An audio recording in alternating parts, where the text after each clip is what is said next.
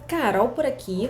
No vídeo de hoje a gente vai continuar falando das métricas básicas de fluxo. No vídeo anterior a gente falou da métrica de WIP, tá? E agora a gente vai falar um pouquinho sobre o Cycle Time. Mas antes de eu falar de Cycle Time, vamos lembrar aqui o nosso board de Kanban, tá? Onde a gente tem o momento de Ready e a gente tem o momento de Ready to Deploy. Ready to Deploy é que está finalizado. Então aqui é o momento que eu estou que finalizou, pronto para subir em produção. E o que é o cycle time? O cycle time, gente, vai ser a diferença de tempo, pode ser dias, meses. Meses é difícil, meses é complicado. Pode ser dias, semanas, sprints, que aí você vai ter entre um item que está na posição ready até o momento que esse mesmo item chegou na posição ready to deploy, tá? Então, para vocês ficar mais fácil de entender, o cycle time, de acordo com quem? De acordo com o nosso Kanban Guide for Scrum Teams, parece até um nome de música, né? Ele define o cycle time como quando o item está no ready, ele é o momento que ele começou a contar, então a gente vai contar aqui a data, então ele começou hoje no dia 7 de julho, e o momento que ele está pronto para subir em produção, que é o deploy. Vamos colocar que ele está no dia 10 de julho. Quantos dias nós temos? 7, 8, 9, 10. Foram, então aqui o meu cycle time foi de 4 dias, tá? E eu vou marcar um pontinho lá dessa entrega no meu gráfico, que a gente vai falar um pouco depois desses gráficos, tá? Não é para agora, então não se estressem, eu vou trazer depois o gráficozinho um skater pot do cycle time pra gente entender. Mas agora, o que a gente precisa saber aqui é, Carol, mas eu já ouvi falar que cycle time é lead time. Galera, não se prendam a preciosismos de nomes, tá? Tem corrente que chama de lead time, que é o tempo que levou aqui. E chama de cycle time o tempo entre uma etapa, um ciclo, né? Ciclo de tempo entre ready e chegar aqui no momento de... Ele saiu do ready e chegou aqui em done. E aqui contaria o cycle time. Independente, galera. Não se prenda nisso. Aqui eu vou usar o Kanban Guide para times Scrum, tá? Se você estiver usando Tcheteteca, Galinha Pintadinha, independe. Aqui eu estou usando o que o Kanban Guide, para quem vai fazer a certificação, quem está estudando para isso, ou quem trabalha com Kanban aplicado a times Scrum, quando ouvir falar de Cycle Time vai ser a diferença de tempo que a gente tem quando eu coloquei um item para iniciar até o momento que esse item finalizou e está ready to deploy. Então pensa assim que a diferença de tempo é entre os dois readies, o ready e o ready to deploy. Beleza? Ponto importante aqui pra gente. Dependendo de onde você vai olhar essa métrica, quem trabalha com GetNav, que olha essa métrica ali de um DevOps da vida, você vai ter ali na lateral, depois eu vou trazer aqui em um outro vídeo, eu vou trazer como a gente olha isso dentro do GetNav da vida, as formas gráficas, tá? Mas uma coisa importante para vocês terem aqui em mente é que o cycle time, ele é o tempo corrido. Então, esse aqui, 4 dias, é tempo corrido. A Carol ficou um dia parada aguardando a especificação. Chorou. Tempo corrido. Cycle time, ele começa a contar. Você botou a caixinha aqui. Startou o cronômetro. A caixinha saiu aqui. Se a caixinha ficou... Tá aqui no ready, né? Aí essa caixinha, ela veio pra cá. Ficou aqui. Então, aqui ela entrou no dia 7. Aqui no Analyze, ela saiu do Doing pro Done no próprio dia 7. Em Develop, ela entrou no dia 8. Ficou em Develop até... Ela foi para Done em Develop no dia 9. Preciso saber datas de cada um? Não, gente. Eu tô dando um exemplo aqui só pra contar uma coisa. As ferramentas de vocês, se vocês usam Gira, se vocês usam DevOps, cara, tudo isso ali tá contabilizado. Só é importante botar a data de início. Por favor, amiguinhos devs, coloquem a data de início que começou. Beleza? E aí ele saiu finalizou o desenvolvimento, finalizou, o time de teste vai puxar. Então, ele começou a testar no dia 9 também. Terminou na parte da manhã, ele veio aqui e começou a testar no dia 9/7. E ele finalizou só no dia 10/7. Então, no dia 10/7, eu tô pronto para subir. Então, aqui, quando a gente olha o cycle time, cara, eu botei isso aqui na fila, ele entrou no dia 7, ele ficou pronto no dia 10. Se ele ficasse parado aqui 2 dias, eu estaria contando porque é tempo corrido, tá bom? Então, o cycle time vai ser essa diferença de tempos entre o ready e o ready to deploy. 7, 8, 9, 10, 4 dias corridos, tá bom? Mas, vamos lá, para que serve o cycle time? O cycle time, ele te ajuda a responder. Então, o cycle time é para te ajudar a responder quando perguntam a famosa pergunta para vocês. Quando fica pronto? Caramba, você acabou de terminar, botar um negócio, acabou de terminar um item, e aí o outro item na fila, e aí sim, o papel do stakeholder, o papel da pessoa de produto teu aqui é para ficar perguntando para você, amiguinho, quando fica pronto? O cycle time, ele vai nos ajudar com isso, tá? Por quê? Quando eu tenho uma análise, então aí eu tenho uma análise de vários cycle times,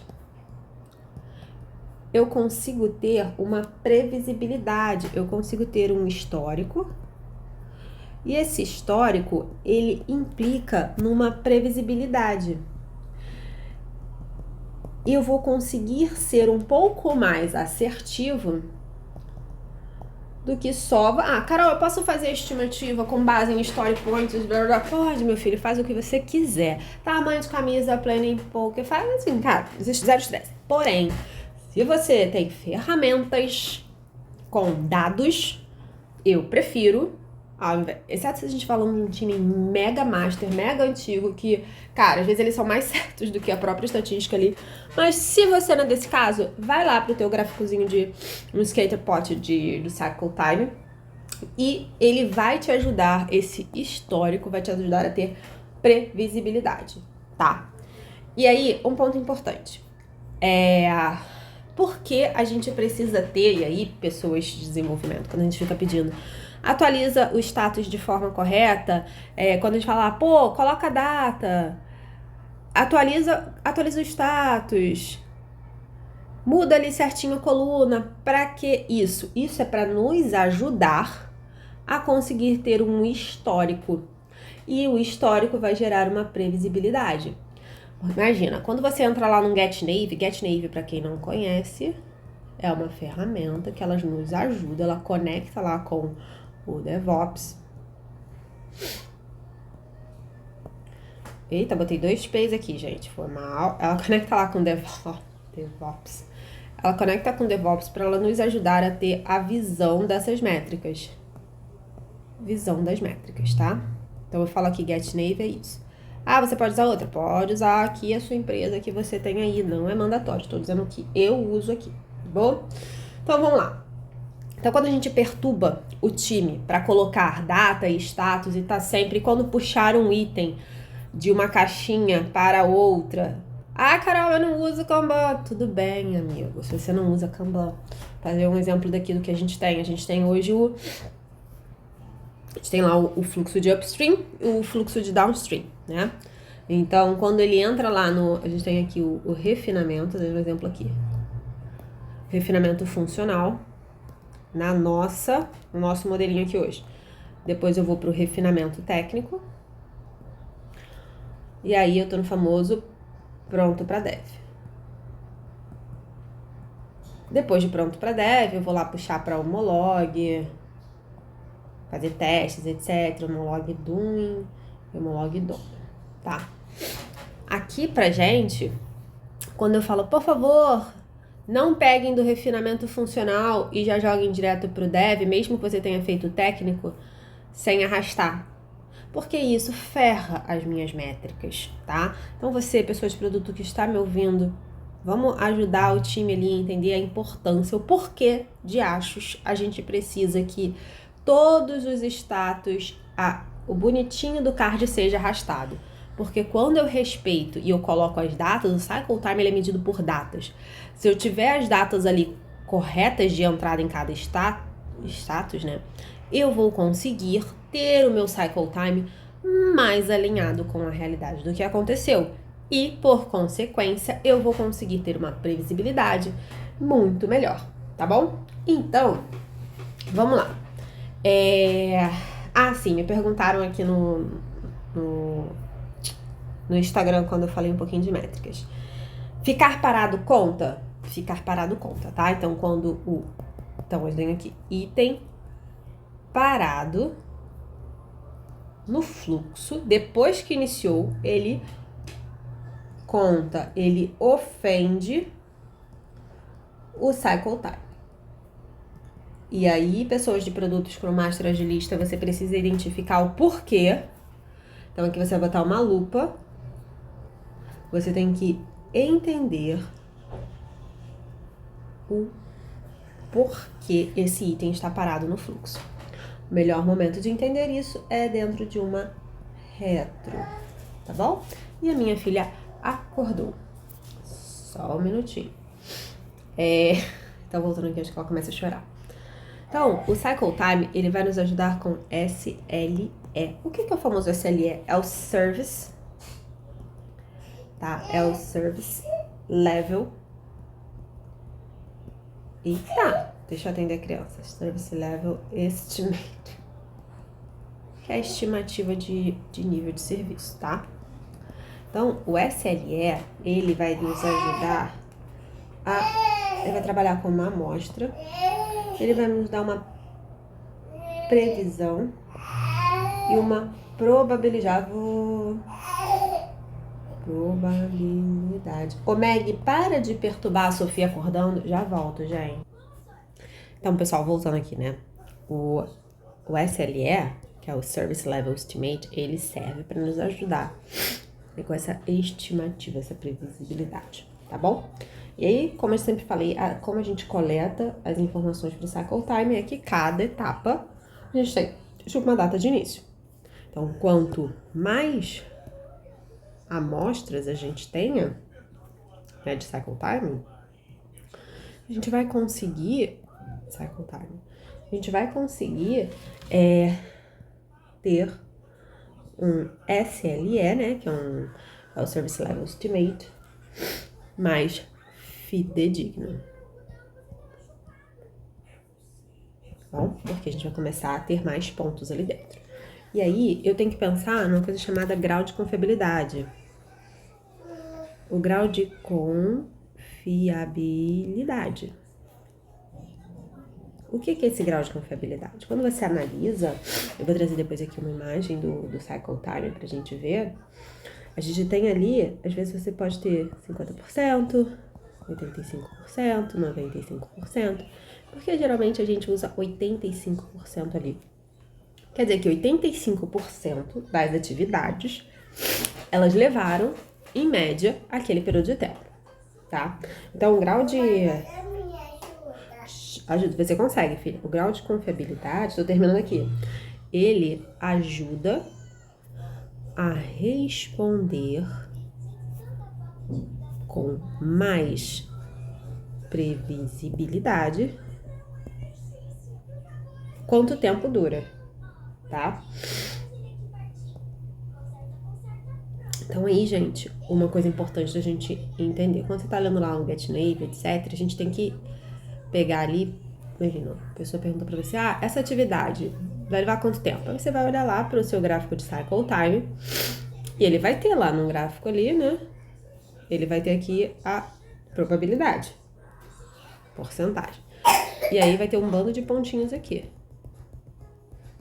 que é tipo um skater pot. E aqui é a faixa de 85%. Então, exemplo aqui, 85% tá dando de ajuda 16 dias, 50% tá dando 9 dias. Te ajudo agora. Então, quando você olha ali e pergunta, quanto tempo vai levar isso? Você fala, olha, cara, eu tenho 85% de probabilidade de conseguir te entregar isso em 16 dias. Por quê? Porque eu tenho aqui um monte de outras entregas cujo tempo ficou próximo a 16 dias. Se você falar, cara, eu vou te dar com 50% aqui de previsão, hein? 50%, 9 dias. Mas não você pega esse número. Então, assim, eu gosto muito de trabalhar com 85%, tá? E aí, pra gente já finalizar aqui o vídeo, bom, a gente pode sim pegar essa informação de previsibilidade com o time? Pode. Mas o gráfico do Cycle Time, ele tá aí para te ajudar com isso e te trazendo ali a faixa, né, que a gente trabalha de grau de confiabilidade, tá bom? E aí a gente vai conseguir ter o SLE, que é o Service Level Estimate. Cara, o nosso SLE ali fica de 16 dias em 85%. Pessoal, é isso. No próximo vídeo a gente vai falar de throughput e vamos falar de aging, né, da quantidade de tempo que o item fica ali envelhecendo. Curta, deixa seu comentário, se inscreva no canal. Me conta aqui como você analisa hoje o cycle time do seu produto, tá? Não esqueça de compartilhar esse vídeo, se inscrever, deixa suas dúvidas. Muito obrigada, pessoal. Tchau, tchau!